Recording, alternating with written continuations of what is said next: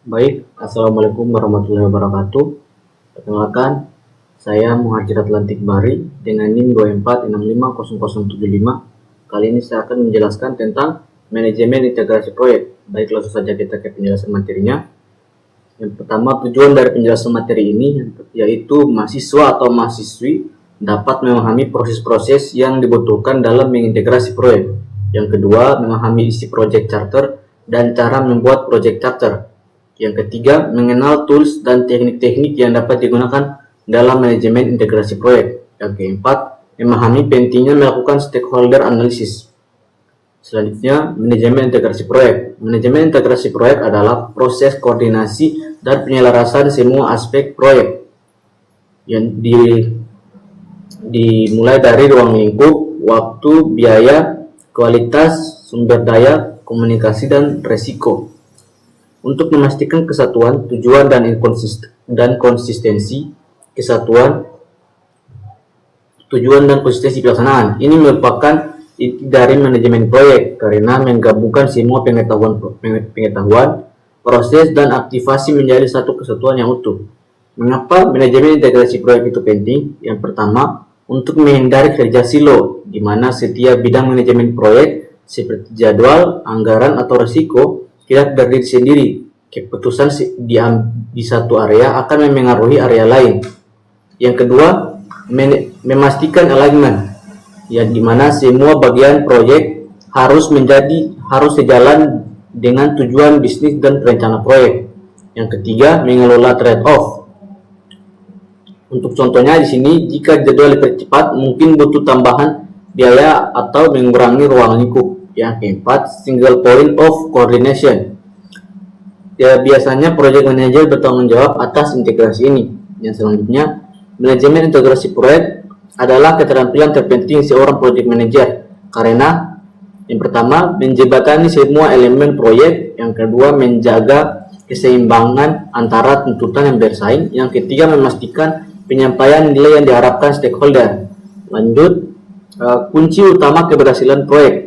Manajemen sini kunci utama dari keberhasilan manajemen integrasi proyek yang baik. Yang pertama yaitu perencanaan proses yang komprehensif dan terintegrasi, di mana menggabungkan semua elemen perencanaan, mencakup ruang, lingkup, waktu, biaya, kualitas, sumber daya, risiko, dan lain-lain ke dalam satu rencana proyek yang koheren, memastikan semua rencana saling selaras dan tidak bertentangan sehingga tujuan proyek tercapai secara efektif.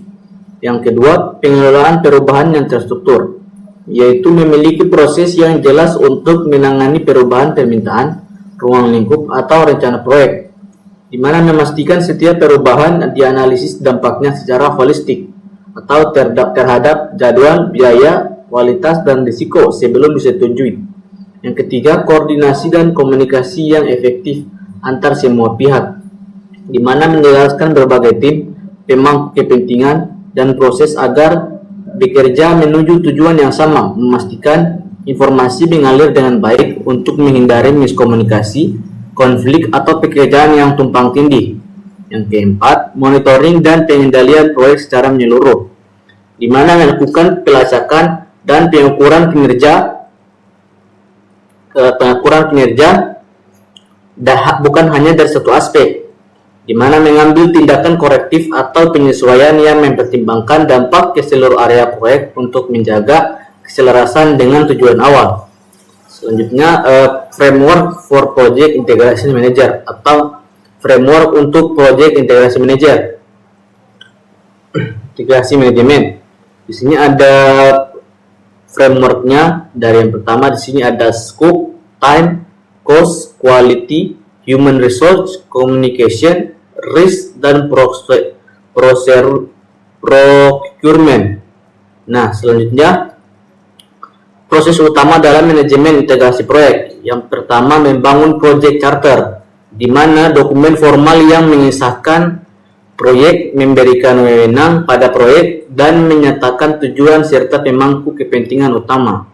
Untuk tujuannya yaitu menjadi dasar pemersatu yang dirujuk oleh semua proses lainnya, di mana semua keputusan dan rencana harus selaras dengan charter. Yang kedua, membangun preliminary scope statement, yang artinya penjabaran awal dari lingkup proyek, fitur utama dan batasan-batasannya. Tujuannya yaitu untuk memberikan gambaran umum awal yang digunakan untuk perencanaan lebih detail, menjembatani ide dalam charter dengan rencana detail.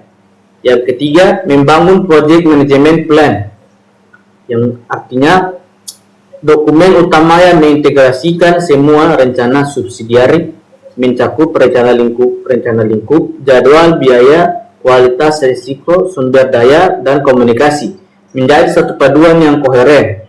Tujuannya ialah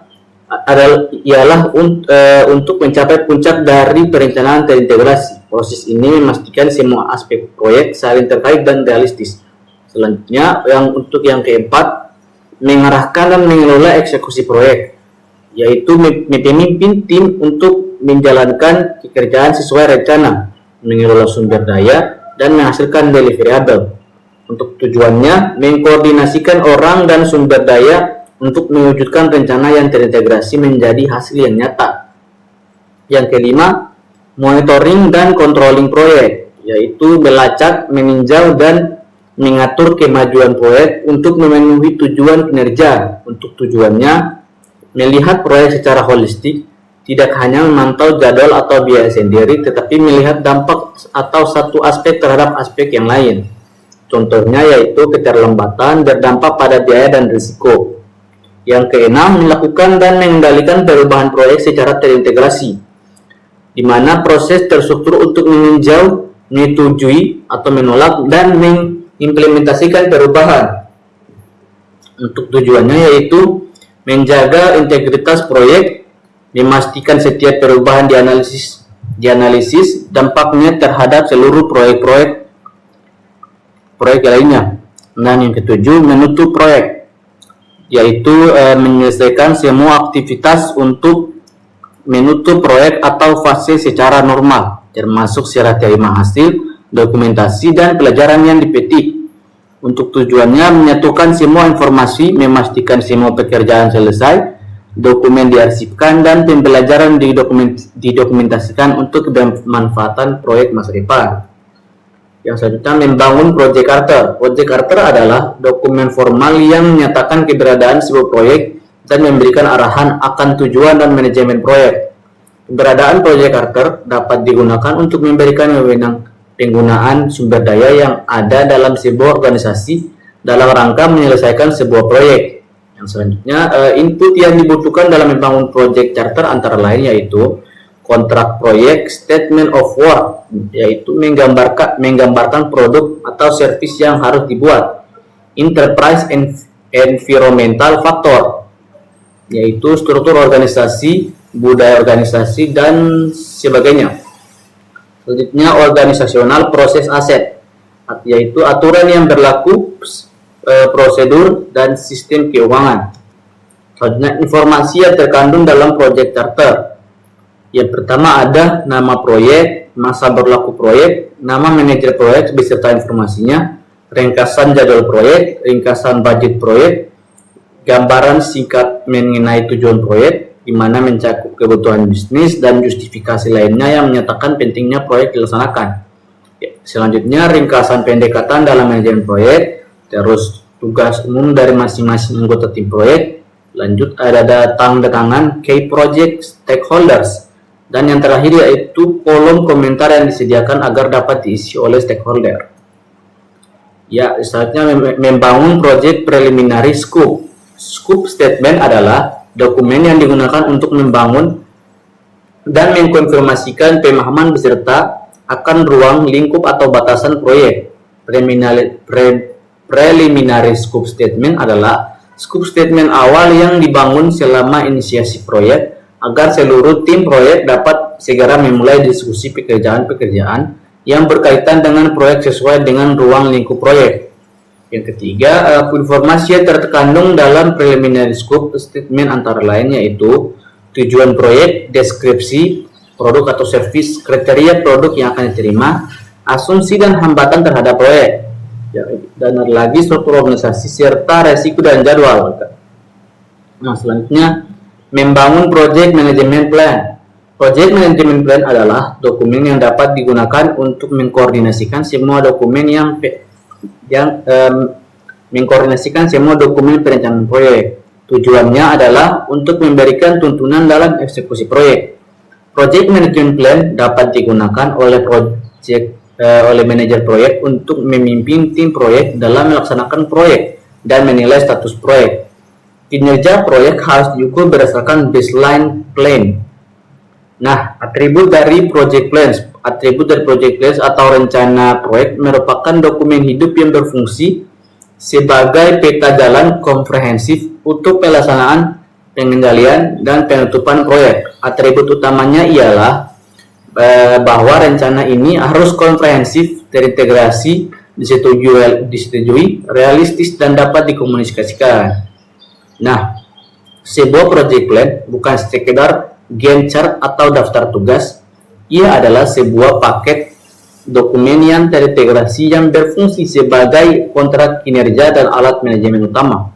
Kekuatan rencana terletak pada kelengkapan, realisme, dan kejelasannya, serta pada komitmen yang diperoleh melalui persetujuan formal. Atribut-atribut ini memastikan bahwa rencana dapat berfungsi sebagai peta jalan yang dapat diandalkan untuk menavigasi ketidakpastian proyek dan mengarahkan semua upaya menuju penyelesaian yang sukses. Nah, untuk atribut daripada project plan di sini yang pertama ada beberapa, yaitu yang pertama lengkap dan komprehensif, di mana mencakup semua aspek proyek seperti lingkup, waktu, biaya, kualitas, sumber daya, resiko, komunikasi, dan pengadaan. Yang kedua ada konsistensi dan terintegrasi, yaitu semua bagian rencana saling selaras dan tidak bertentangan. Yang ketiga, dapat diukur dan dapat dilacak, di mana memiliki baseline yang jelas untuk lingkup, jadwal, dan biaya sebagai acuan pengukuran.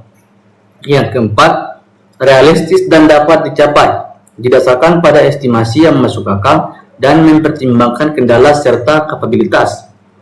Nah, yang kelima, disetujui secara formal, yaitu memiliki persetujuan resmi dari sponsor dan stakeholder kunci utama sebagai bentuk komitmen. Yang keenam, fleksibel dan dapat beradaptasi, yaitu memiliki mekanisme untuk mengakomodasi perubahan yang disetujui. Yang ketujuh, dikomunikasikan dengan jelas, di mana terdokumentasi dengan format yang mudah dipahami dan diakses oleh semua pihak. Yang ke-8 ada berfokus pada hasil atau deliverable dan oriented. Yang ke-9 memuat asumsi dan kendala, dan yang ke-10 yaitu terkait dengan strategi organisasi, yang mana menghubungkan tujuan proyek dengan tujuan strategis bisnis yang lebih luas. Elemen-elemen umum dalam project plan. Untuk elemen-elemen umum dalam project plan yaitu gambaran umum mengenai proyek, deskripsi bagaimana proyek diorganisir. Yang ketiga, manajemen dan proses teknik yang digunakan dalam proyek. Yang keempat, pekerjaan-pekerjaan yang harus dilakukan seperti jadwal dan informasi biaya proyek. Nah, di sini ada sample outline for a software project management plan atau SPMP. Nah, sini ada project management plan section. Sini ada top section, introduction, project organization, managerial process, technical process, dan work package, schedule, and budget. Nah, lanjut, manfaat penggunaan standar. Nah, manfaat daripada penggunaan standar yang ini yaitu yang pertama, konsistensi, di mana format seragam memudahkan pembacaan dan pemahaman oleh semua stakeholder. Yang kedua, kelengkapan, di mana memastikan semua aspek penting proyek telah dipertimbangkan dan dokumentasikan. Yang ketiga, komunikasi, yaitu menjadi dokumen referensi utama yang menyelaraskan ekspektasi tim, manajemen, dan klien. Yang keempat, data kontrol, memberikan baseline untuk memantau kemajuan, mengelola perubahan, dan mengevaluasi kinerja. Yang kelima, akuntabilitas, yaitu jelas mendefinisikan tanggung jawab, sumber daya dan jadwal. Nah, untuk contoh penerapannya yaitu untuk penerapannya di sini untuk proyek pengembangan sistem presensi karyawan berbasis web. Nah, untuk produksinya yaitu tujuannya otomatisasi presensi, yaitu deliverable aplikasi. Untuk deliverable-nya yaitu aplikasi web, database, laporan bulanan. Nah, untuk yang project organization-nya ada untuk model prosesnya ada Agile Scrum. Strukturnya yaitu tim terdiri dari satu product owner, satu Scrum Master, dan 4 developer. Nah, untuk yang selanjutnya managerial proses. Prioritasnya yaitu kualitas kode, risiko utama, keterlambatan integrasi dengan payroll. Nah, untuk mekanisme kontrol ada sprint review harian, technical process, tools. Untuk toolsnya yaitu React.js, Node.js, Postgres, SQL. Nah, untuk dokumentasinya di sini memiliki API spec dengan OpenAI. Nah, untuk work package, schedule, dan budgetnya menggunakan WBS 6 work package, yaitu analisis, UI UX, backend, testing, development, dan training. Nah, untuk jadwal 4 bulan, untuk anggarannya yaitu 800 juta. Nah, standar ini masih relevan sebagai template dasar meskipun dalam praktik agile modern detailnya mungkin lebih dinamis dan terdokumentasi dalam bentuk produk, backlog, dan sprint plan yang lebih fleksibel. Nah, lanjut. Nah, stakeholder analysis. Stakeholder analysis adalah proses sistematis untuk mengidentifikasi, menilai, dan memprioritaskan individu atau kelompok atau organisasi yang dapat memengaruhi atau dipengaruhi oleh suatu proyek. Ya, dan keputusan atau inisiatif. Analisis ini membantu memahami kebutuhan, ekspektasi, dan tingkat pengaruh stakeholder untuk mengembangkan strategi keterlibatan yang efektif. Nah, untuk dokumen stakeholder analysis merupakan dokumen yang penting dan sensitif karena memberikan informasi mengenai stakeholder yang berkaitan dengan nama dan organisasi stakeholder, peranannya dalam proyek, fakta-fakta unik mengenai stakeholder, level keterlibatannya, dan ketertarikan akan proyek, serta saran-saran untuk menjaga relasi dengan stakeholder. Tujuan stakeholder analisis. Untuk tujuannya yaitu yang pertama, mengidentifikasi semua pihak yang berkepentingan dalam proyek. Yang kedua, memahami persepsi, kepentingan, dan pengaruh masing-masing stakeholder. Yang ketiga, memprediksi respons stakeholder terhadap proyek atau perubahan. Untuk yang keempat, mengembangkan strategi komunikasi dan keterlibatan yang tepat. Yang kelima, mengelola konflik dan risiko yang mungkin timbul dari stakeholder. Yang keenam yaitu mengoptimalkan dukungan dan meminimalkan perlawanan. Manfaat dari stakeholder analysis. Untuk manfaatnya yaitu meningkatkan kesuksesan proyek melalui dukungan stakeholder, terus mengurangi risiko konflik dan penolakan, serta mengoptimalkan alokasi sumber daya untuk komunikasi dan engagement. Lalu ada meningkatkan pengembalian keputusan dengan memahami berbagai perspektif, terus membangun hubungan jangka panjang dengan stakeholder kunci, dan yang terakhir yaitu mengantisipasi dan mengelola resistensi terhadap perubahan. Nah, proses stakeholder analysis. Untuk prosesnya di sini ada 4 tahap utama. Untuk tahap yang pertama yaitu identifikasi stakeholder, di mana ada aktivitas yang mana membuat daftar lengkap semua pihak yang terlibat atau terdampak. Nah, untuk teknik brainstorming dengan tim proyek, review dokumen, organisasi, dan struktur. Nah, ada analisis rantai nilai, value chain, lalu wawancara dengan sponsor dan manajemen, serta analisis dokumen proyek serupa sebelumnya.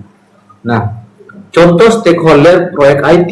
Nah, untuk internal di sini ada sponsor, manajemen, tim proyek, user, departemen IT, HR, dan finance. Nah, untuk yang selanjutnya eksternal, pelanggan, vendor, regulator, komunitas, media, dan pesaing. Untuk tahap yang kedua yaitu analisis dan pemetaan stakeholder, di mana menganalisis berdasarkan dua dimensi utama, lalu tingkat pengaruh power, kemampuan stakeholder untuk memengaruhi proyek. Untuk contohnya, sponsor memiliki power tinggi, user biasa memiliki power yang rendah. Nah, untuk tingkat kepentingan atau interest, seberapa besar stakeholder peduli atau tidak peduli terhadap proyek. Untuk contoh, end user memiliki interest tinggi, departemen lain mungkin memiliki interest yang rendah. Nah, lalu untuk tahap yang ketiga ada penilaian dan prioritas. Untuk faktor yang dianalisasi yaitu dampak, dukungan, kebutuhan, komunikasi, dan resiko. Tools analisis tambah. Untuk tool analisis yang digunakan yaitu Salience Model, Stakeholder Cube, Stakeholder Influence Matrix. Nah, untuk yang tahap yang terakhir atau tahap yang keempat yaitu pengembangan strategi keterlibatan. Nah, untuk mengembangkan rencana tindakan untuk setiap kategori stakeholder, di sini ada 4 yaitu high power, high interest, dan yang kedua high power, low interest, dan low power, high interest, serta low power, low interest. Nah, lanjut ada contoh stakeholder analysis. Nah, di sini ada gambar untuk contoh stakeholder analysis. Lanjut, eksekusi proyek. Eksekusi proyek adalah tahap melaksanakan pekerjaan yang telah digambarkan dalam project plan. Kedua, mayoritas waktu dan uang digunakan dalam eksekusi proyek. Area aplikasi proyek sangat mengaruhi eksekusi proyek karena selama eksekusi proyek inilah produk dari proyek dihasilkan. Nah, ada kepemimpinan dalam proyek. Kepemimpinan dalam proyek adalah kemampuan untuk menginspirasi, memengaruhi, memandu, dan memberdayakan individu serta tim untuk mencapai tujuan proyek secara efektif meskipun menghadapi ketidakpastian, kendala, dan perubahan yang dinamis. Berbeda dengan manajemen yang berfokus pada proses, sistem, dan kontrol, kepemimpinan proyek justru berfokus pada orang, visi, dan adaptasi. Lalu ada ciri utama kepemimpinan proyek yang efektif. Yang pertama, visionary dan strategic thinking. Yang kedua, emotional intelligence. Yang ketiga, adaptive dan resilient leadership. Yang keempat, servant leadership. Dan yang kelima, decisive yet collaborative.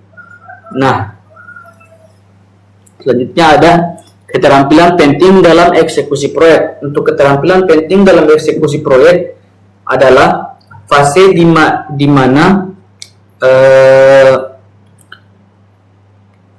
untuk eksekusi proyek adalah fase di mana rencana diwujudkan menjadi hasil nyata. Keberhasilannya sangat bergantung pada kombinasi keterampilan teknis atau hard skill dan keterampilan interpersonal soft skill dari manajer proyek dan timnya. Nah, untuk keterampilannya di sini ada keterampilan kepemimpinan dan interpersonal atau soft skill. Lalu ada keterampilan operasional dan teknis. Lalu ada keterampilan kognitif dan strategis. Lalu ada keterampilan penting dalam eksekusi proyek. Untuk bagian A atau tadi keterampilan kepemimpinan dan interpersonal atau soft skill, ada beberapa yaitu kepemimpinan dan motivasi, di mana pemimpin mampu menginspirasi dan memimpin tim, lalu membangun visi bersama dan menjaga semangat kerja di bawah tekanan. Yang kedua, komunikasi efektif dan transparan. Nah, presentasi yang jelas kepada stakeholder, lalu komunikasi tatap muka dan active listening, lalu penulisan dokumentasi, laporan, dan email yang tidak ambigu. Yang ketiga, manajemen konflik dan negosiasi. Pemimpin menyelesaikan konflik antara tim secara konstruktif, menegosiasikan deadline, ruang lingkup, dan sumber daya. Lalu yang keempat adalah kecerdasan emosional atau IQ. Pemimpin mengenali dan mengelola emosi diri sendiri dan tim, lalu responsif terhadap tekanan dan dinamika tim. Lalu yang kelima, keterampilan influencing tanpa otoritas formal. Nah, untuk ke bagian yang B yaitu keterampilan operasional dan teknis. Untuk bagian hard skill, yang pertama perencanaan dan penjadwalan detail, di mana pemimpin membaca dan membuat Gantt chart, lalu menentukan dan mengelola critical path, lalu resource atau leveling, lalu yang kedua manajemen anggaran dan biaya, di mana melacak pengeluaran dan di mana melacak pengeluaran versus baseline anggaran. Lalu memahami dan menerapkan Earned Value Management atau EVM. Dan yang ketiga manajemen kualitas, di mana melakukan quality asuransi dan quality control. Lalu ada testing, review, dan audit. Untuk yang keempat yaitu manajemen resiko, proaktif, dan yang kelima manajemen vendor dan kontrak. Untuk yang ketiga keterampilan kognitif dan strategis, ada 3 yaitu pemecahan masalah dan pengambilan keputusan. Lalu ada fleksibilitas dan adaptabilitas, dan yang ketiga perhatian terhadap detail dan fokus pada hasil. Lalu untuk tools dan teknik yang digunakan untuk eksekusi proyek, yaitu ada Work Authorization System, di mana metode yang digunakan untuk menjamin orang yang memiliki kualifikasi yang cukup melakukan pekerjaan yang tepat pada waktu yang tepat dan urutan yang benar. Lalu ada status review meetings, di mana rapat terencana dan terjadwal yang digunakan untuk saling bertukar informasi mengenai proyek yang sedang berjalan. Di mana untuk yang ketiga, project management software, perangkat lunak khusus yang digunakan dalam manajemen proyek.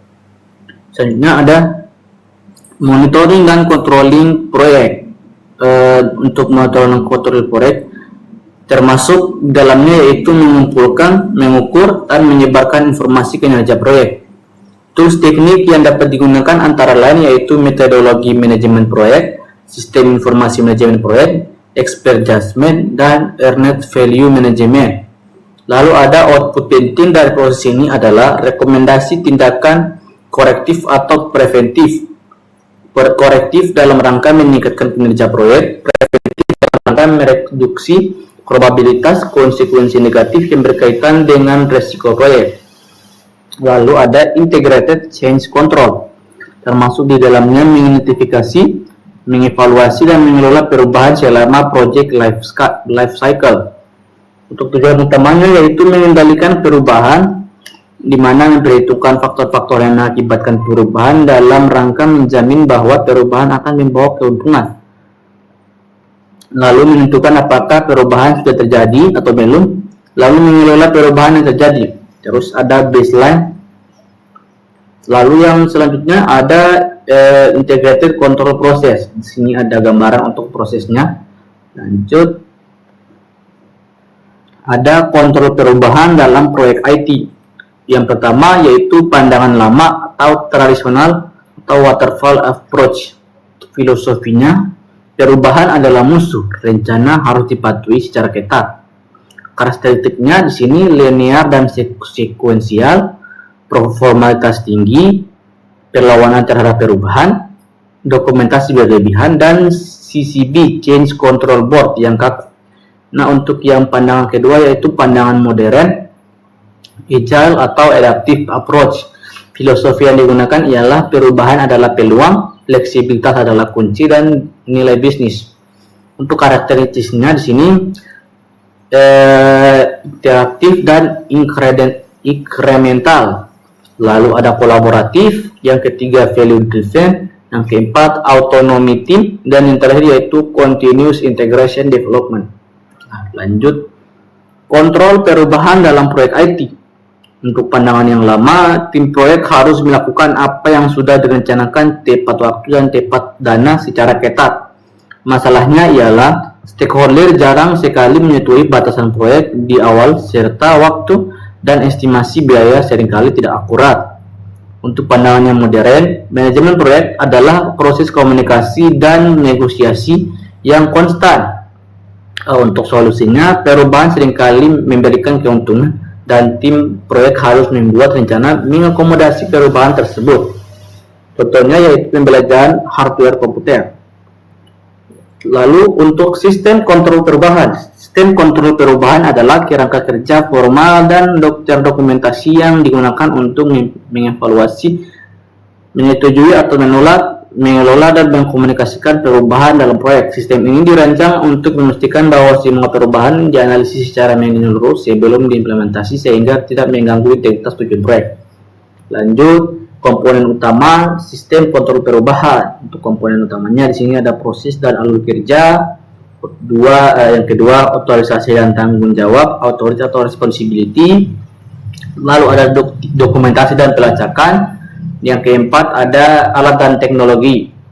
Lalu untuk change control board atau CCB, yaitu kelompok resmi atau formal yang terdiri dari orang-orang yang bertanggung jawab untuk menyetujui atau menolak perubahan dalam proyek. CCB harus memberikan guidelines untuk mempersiapkan perubahan, mengevaluasi perubahan, dan mengelola implementasi perubahan yang disetujui. Anggota CCB biasanya terdiri dari atas stakeholders dari keseluruhan organisasi. Nah, masalah yang dihadapi, CCB jarang bertemu dan membuat keputusan akan perubahan membutuhkan waktu rapat yang panjang, sehingga padahal proyek harus berjalan terus karena dibatasi oleh waktu yang telah disepakati. Nah, selanjutnya ada proses atau siklus kontrol perubahan standar. Yang pertama, untuk fase yang pertama yaitu identifikasi dan pengalihan, fase yang kedua analisis dan evaluasi, fase yang ketiga keputusan dan persetujuan, fase yang keempat yaitu perencanaan dan implementasi, fase yang kelima verifikasi dan penutupan. Selanjutnya ada jenis-jenis perubahan yang dikelola. Untuk di sini ada 3 perubahan, yaitu perubahan lingkup atau scope change, di mana ada tambah atau kurangi fitur fungsi, 2 modifikasi requirements. Nah, untuk perubahan yang kedua yaitu perubahan jadwal atau schedule change, di mana perpanjangan atau penyempitan timeline dan pergeseran milestone. Yang ketiga, perubahan biaya atau cost change, mana mencakup revisi anggaran serta perubahan harga material. Lalu yang keempat, perubahan kualitas. Di sini ada modifikasi standar dan spesifikasi, lalu perubahan acceptance kriteria, dan kelima perubahan teknis atau technical change, mencakup teknologi baru dan arsitektur yang berbeda. Keenam, perubahan proses atau process change, di mana ada metodologi kerja dan tools dan sistem. Nah, level sistem kontrol perubahan. Untuk levelnya di sini ada beberapa, yaitu yang pertama level 1 emergency change, level 2 standard change, level 3 normal change. Lalu untuk yang selanjutnya contoh studi kasus sistem e-commerce. Untuk yang skenario di sini perubahan untuk menambahkan pembayaran via kris. Lalu ada proses sistem kontrol perubahan, pengajuan, analisis tim. Lalu ada CCB review, implementasi dan verifikasi. Lalu manajemen konfigurasi. Cara menjalankan manajemen konfigurasi di sini menjamin bahwa deskripsi dari produk yang dihasilkan sudah benar dan lengkap. Lalu berkonsentrasi pada manajemen teknologi dengan menotifikasi dan mengendalikan karakteristik produk berdasarkan fungsional dan desain fisik produk yang dimaksud. Lalu spesialis manajemen konfigurasi bertugas untuk menotifikasi dan mendokumentasikan kebutuhan konfigurasi, mengendalikan perubahan, mencatat dan melaporkan perubahan serta mengaudit produk-produk dalam rangka memverifikasi kesesuaian dengan requirement. Lalu saran-saran yang harus dilakukan dalam kontrol perubahan. Di sini beberapa sarannya, yaitu pandanglah manajemen proyek sebagai sebuah proses komunikasi dan negosiasi yang konstan. Lalu rencanakan menghadapi perubahan. Lalu bentuklah sistem kontrol dan CCB. Terus manfaatkan manajemen konfigurasi, definisikan prosedur agar pengambilan keputusan akan perubahan yang dapat dilakukan dengan segera. Lalu gunakan laporan lisan dan tulisan untuk menotifikasi dan mengelola perubahan serta lain-lainnya. Ada transparansi, komunikasi, prioritasi, dan dokumentasi lengkap serta fleksibilitas. Lalu saran-saran yang tidak boleh dilakukan dalam kontrol perubahan. yaitu bypass proses, analisis paralis, CCB bottleneck, pure communication, lalu no learning. Lalu penutupan proyek. Hal yang harus dilakukan yaitu mengakhiri semua aktivitas dan menyampaikan hasil kerja proyek, yaitu pada orang-orang yang tepat. Lalu output utama dari penutupan proyek ada prosedur administratif penutupan, prosedur penutupan kontrak, produk akhir, dan organisasional proses aset update. Nah, sekian mungkin penjelasan dari saya untuk materi manajemen integrasi proyek. Jika ada salah kata dan kurangnya mohon dimaafkan. Sekian dan terima kasih.